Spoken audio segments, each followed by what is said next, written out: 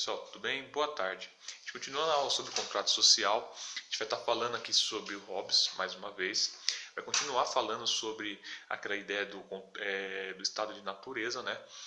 E assim, como a gente falou na aula passada, só para retomar, a gente viu que o Hobbes ele argumenta contra a ideia, né, do Aristóteles que o homem é um animal político.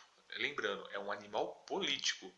Vocês podem ver em alguns lugares que o homem é um animal social. Gente, o Aristóteles não usa esse termo, tá? Social não é um termo que ele usa. Nem existe na Grécia Antiga. Só para deixar nítido que é possível vocês se depararem com esse tipo de má tradução, tá? Social e político, né? Um ser social, um ser político, podem parecer a mesma coisa, mas são coisas diferentes, tá bom? Tem sentidos diferentes. Então o que acontece? Ele na verdade ele vai demonstrar que existem mais características negativas da associação com outras pessoas do que positivas. Isso tem a ver com essa ideia de estado de natureza que ele está defendendo, né? Porque veja bem, no estado de natureza, basicamente você é um ser que você tem liberdade ilimitada. Ou seja, ele vai dizer que nós temos os chamados direitos naturais. E esses direitos naturais, no estado de natureza, eles não têm limites. Por quê? Porque simplesmente não há leis, certo? Não existe, segundo ele, no estado de natureza, não há leis. Não há ainda um acordo entre os indivíduos que vai transferir parte dos seus direitos, do seu poder, digamos assim, para uma outra pessoa, um terceiro, e ele vai produzir leis que vão limitar os direitos e os poderes das pessoas. Então é uma realidade, segundo Hobbes, onde você vai ter basicamente o quê? Você vai ter um tipo de existência que esse indivíduo ele é solitário, certo? Não vive em sociedade, ele vive de forma solitária e ele tem poder limitado. E não há ninguém, então também não existe nem justiça nem injustiça. Né? Não existe nem justiça nem injustiça. Essas duas coisas não existem porque não há leis. Tá? E não há esse tipo de coisa. Então, nesse tipo de sociedade onde você tem o direito da natureza e você tem você é um ser solitário, um ser onde você tem poder ilimitado e a sua vontade, né, ela é basicamente ilimitada. Então, o Hobbes está trabalhando com essa ideia e ele próprio, eu vou deixar até aqui uma citação, como eu falei na aula passada, é o caso da América, que ele está fazendo uma referência, mas ele também está falando da nossa sociedade. Por quê? Porque na compreensão do Hobbes, basicamente, você está dizendo que essa simples natureza, mesmo na sociedade como a nossa, que é uma sociedade que já existe lei, que basicamente já existe um Estado político e tem, de certa forma, uma certa ideia de justiça e injustiça que deriva dessas leis, nós nos relacionamos com as outras pessoas, né, como pessoas que tendem para o mal, ou seja, digamos assim, tendem a colocar a sua... desculpa, a gata da minha esposa está aqui, se ela miar, desconsiderem, tá? Pessoas que tendem para a sua autoconservação. Então, o que o Hobbes está dizendo? Mesmo uma sociedade como nossa, onde nós temos garantia de pelo menos um mínimo de segurança, nós temos medo. Nós temos medo das outras pessoas. Quando nós chegamos em casa, nós trancamos a casa toda.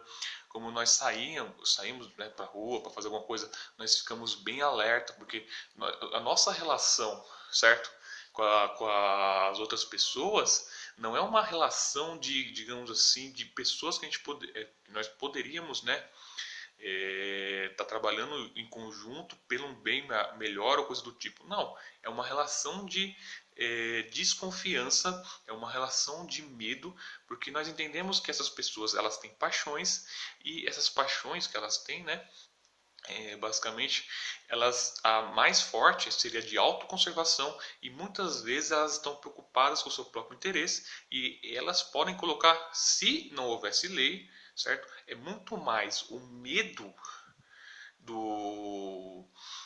digamos assim, o que impede elas de fazer isso é muito mais o medo, certo, de ser presas ou qualquer coisa do tipo, certo, do que o respeito ao indivíduo. Ou seja, uma boa parte das pessoas só não faz isso porque existe esse poder, certo, que o Hobbes fala que é um homem artificial que nós criamos. Ou seja, o homem cria o Estado político com o objetivo de se proteger de si próprio e dos demais semelhantes que existem e que ele vive em sociedade, que ele é meio que obrigado a viver em sociedade. Né? É interessante ver essa concepção de indivíduo, certo? Porque ela remonta, ela tem até, me lembro de uma fase de uma obra que é de outro período contemporâneo, que é do Sartre. O inferno são os outros. Tudo bem? Então, assim, resumindo, a visão de indivíduo do Hobbes é o quê? A natureza do homem se preocupa com a sua autoconservação, que é o mais importante. Essa autoconservação leva o indivíduo, naquela sociedade de estado de natureza que é isolado, a ter uma tendência de sempre valorizar muito mais suas capacidades do que realmente elas são. Ou seja, as pessoas tendem a olhar para si e ver, ter uma imagem de si próprio que não corresponde à realidade. Ou seja, você pensa que você é super inteligente, você é super forte, não sei o quê. Ou seja, você sempre valoriza mais do que realmente do que você deveria se valorizar. E quando você é forçado a viver em sociedade, quando acontece o contrato social ele existe para impedir a guerra de todos contra todos. Ou seja, isso é uma derivação na noção de estado de natureza do Hobbes. Em outras palavras, como todos nós somos bestas, digamos assim, que estamos preocupados em conseguir o que nós gostaríamos de ter a todo preço, porque nós temos direito natural à liberdade e esse direito ele é ilimitado, eu nasci com esse direito ilimitado, é necessário criar para limitar, certo? Essas leis, para limitar, desculpa, essas leis não, esses direitos naturais, leis naturais, mas para isso eu tenho que transferir parte do meu poder para um representante, para alguém que vai produzir essas leis e vai diminuir os meus direitos, mas em troca vai garantir, certo? Segurança, vai garantir a existência, certo? Da minha propriedade, porque veja bem, só existe propriedade depois do Estado. Primeiro vem o Estado, depois vem propriedade. No estado de natureza, todos têm liberdade, têm o direito à liberdade absoluto, então não existe a ideia de propriedade. Pelo menos é isso que o Hobbes argumenta. Para ele é uma consequência